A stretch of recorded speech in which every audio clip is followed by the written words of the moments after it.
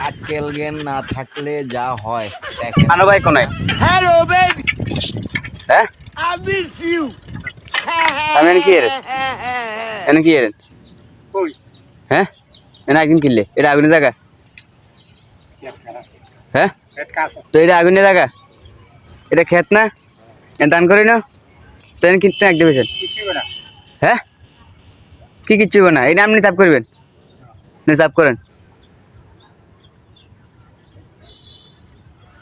আনো ভাই আন্না সালাম নেন কিনতে নিয়েছেন Hello, baby. হ্যাঁ I miss you.